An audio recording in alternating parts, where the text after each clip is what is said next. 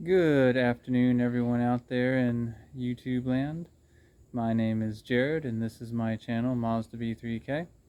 This is going to be a 5-minute fix video about how to fix your spout connector on a Ford 302 small block V8, also known as the 5-liter. This is a 1993 vintage 302. I would expect you would only find this particular setup of spout connector on any 302 that had a distributor but also had a engine computer, so late 80s, early 90s. That said, let's get to it. Okay, for those who don't know, this is your spout connector, or what was a spout connector, but as you can see, it had an encounter with something hot. Thinking the headers that are on my brother's truck. So it's done. The connector itself is fried. And also there is a jumper that is supposed to plug in here. And that is missing as well. So you may be wondering, well, why do I care about a spout connector? Well, this is kind of important because when this connector is working correctly and the jumper is plugged in, this is how computer-controlled advance works on your timing. Without this, the computer cannot do advance, which means the only timing available to you is going to be the base timing that you set on the distributor, which the default on that is 10 degrees before top dead center.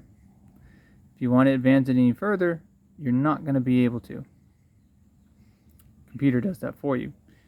What that means in practical terms is you get in your truck, you're trying to go somewhere, you punch the gas, truck falls flat on its face because it needs to advance the spark firing to keep up with the increased RPMs of the engine so everything still fires at the correct time.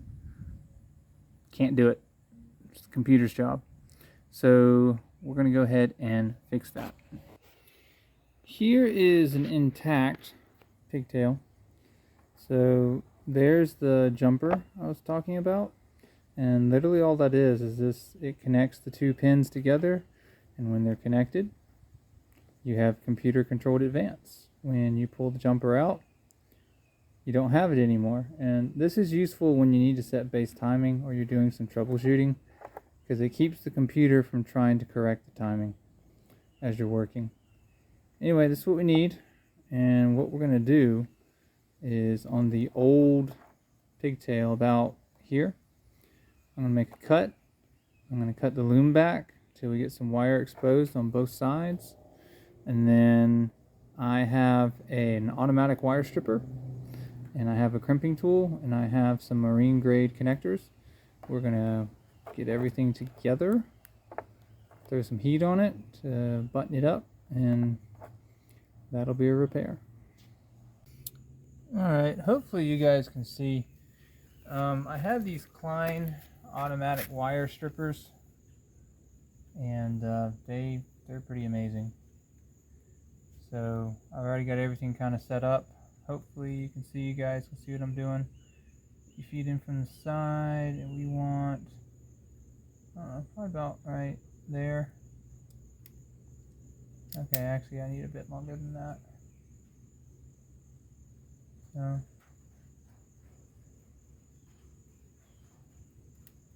there we go. So we're going to do that, get about that much. You can adjust how much it does, but I prefer to go a little bit on the shorter side. I can always grab more.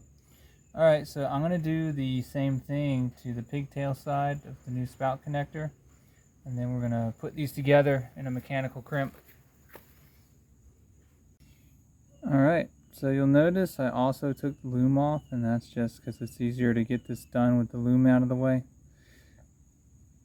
Let me get my hand under this. There we go. And I will fix the loom after I do the crimp.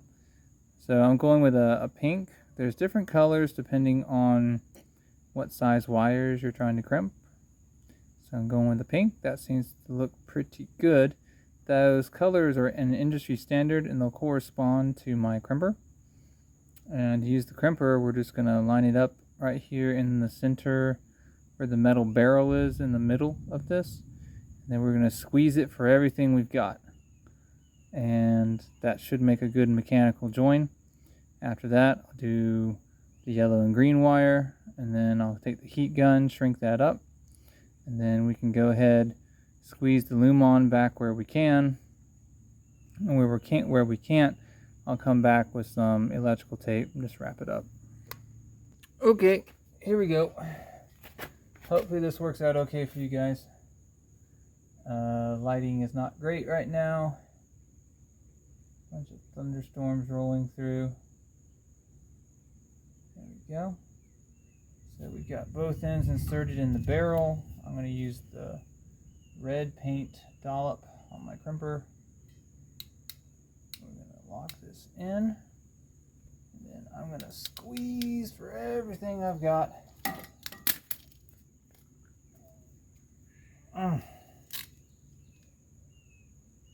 Just like that. And then we're going to tug. And that appears to be, nope, that was a bad crimp. Okay. So this wire, from what I'm seeing, this wire didn't go far enough in because I trimmed it too short. So we should, hopefully, be able to wiggle this one out. I may not be able to, but we'll see. And then we're going to try this again. But the process will be the same. I'll just need to be more intelligent about how much wire I leave. Okay, I got that one right. I made sure that the wire was fully inserted into the crimp zone, both sides, and I switched to my stronger hand for the crimp so it wasn't so shaky. That worked really well. One note that I would definitely say is that you're going to need to twist these wires very thoroughly to minimize the amount of space they take up in the crimping barrel so that you can get your two wires together and get a good solid crimp and a good solid mechanical connection. I'm going to go ahead and do this again for these two, and then we'll throw the heat gun on it and we should pretty much be done. Alright, there we have it. There we go. So I'm probably going to hit these with the heat gun a little bit better, but I'm not expecting this to be underwater. We don't have a ton of moisture creep where I'm at. It's not like you're up in Illinois or something. So there you have it. It's good strong crimp. It has now been sealed off for weather barrier, and I will take these bits of loom and I'll probably slide them back on. I'll get some electrical tape and finish making that pretty. And of course we will make sure that whenever this is all put back together that we don't let it come in contact with anything hot. We'll zip tie it to something. But that is a successful repair. So now we have a spout connector that's in good shape and is working. So we will have electronic advance on our timing. It's pretty cool. Successful repair. Alright guys, that's going to do it today for our repair of a spout connector on a 1993 F250 302 small block V8, also known as the 5 liter. Again, you'll see this on any kind of early 90s Ford motor. My Vulcan 3 liter on my 94 Ford Ranger, it has a spout connector that looks nearly identical. F-150s, F-250s, 50, 49. The actual jumper came from a 49 in the junkyard, and I got the connector off of 50. So any Ford, late 80s, early 90s, they're going to have this. So this is a good thing to know if suddenly your timing goes kaput. You don't know why. Now you know why. Check your spout connector. In any case, if you learn something, leave me a comment. I do read them. I do reply to them. I enjoy doing it, and I love trying to point people in the right direction. I've also learned from comments, so please keep them coming. Please also like, share, and subscribe. That helps grow this channel with the eventual goal of monetizing, so then I can use that to get more projects like this, share more knowledge, have more fun wrenching. And remember, I make the mistakes so you don't have to. I'll see you guys next episode.